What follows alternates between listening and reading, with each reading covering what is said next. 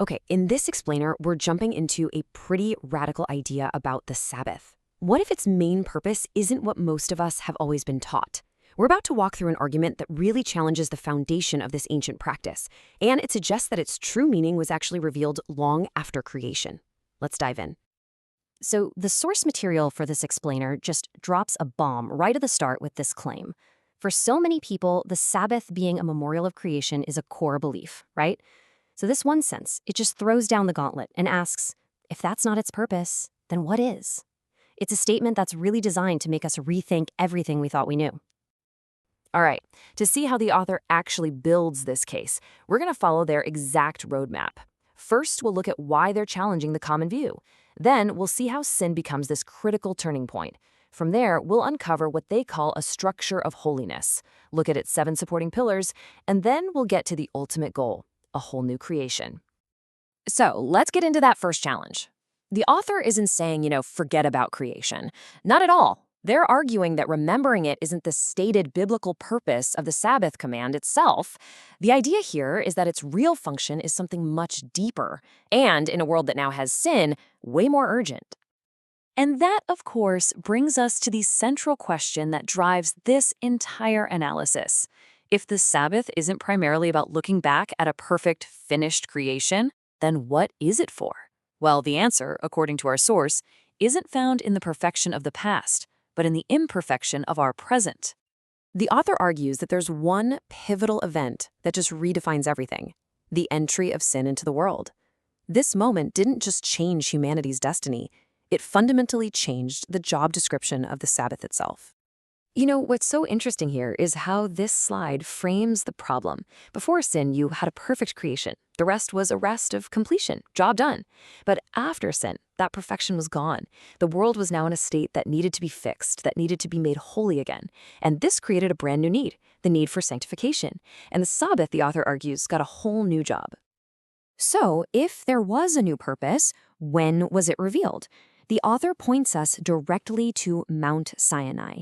It was here, they argue, that the Sabbath was presented not just as some standalone rule, but as the absolute centerpiece of a huge interconnected divine structure. And boom, here it is. This is the core thesis. The author says with total clarity that the Sabbath's #1 job in a post-sin world is to proclaim holiness. I mean, think about that. It's like a weekly declaration that God is actively in the business of making his people holy. And that's the huge shift. It's not a memorial of a finished past, it's a proclamation of an ongoing process. Now, to really get this, we have to understand this key Hebrew term, kodesh. It means holiness, the state of being set apart. And the verb form, kodash, means to sanctify, the action of making something holy. The author's entire case is built on this very concept. The Sabbath is fundamentally about the process of being set apart and made holy. Okay, so if the Sabbath is this central proclamation of holiness, the author argues that it doesn't just stand there on its own. It's actually held up by 7 other supporting pillars that make its message even louder. So what are they? This is a great way to picture the author's model. See, right at the center, you have the weekly Sabbath. That's the main proclamation. But holding it up, explaining it, are 7 annual proclamations. These are the holy feast days you read about in Leviticus 23. The author is insistent that these aren't just separate holidays. They are essential parts of one complete system, and they're all hammering home that single theme of holiness. So why does the structure even exist? I mean, what's the ultimate point of this whole system of weekly and annual days?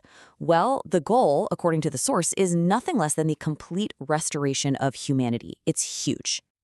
And this quote just hits the nail on the head, doesn't it? It really drives home how forward-looking this whole argument is. It's not enough to just look back at Eden. Because of sin, we need more than a memory.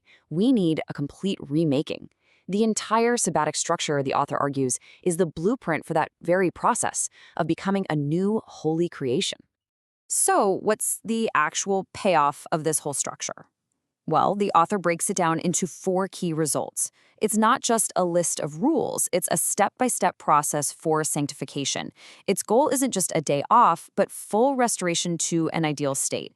It acts like a blueprint, revealing the entire plan of redemption, and ultimately, its purpose is to create a people who are truly, genuinely set apart for God. And that brings us to the conclusion.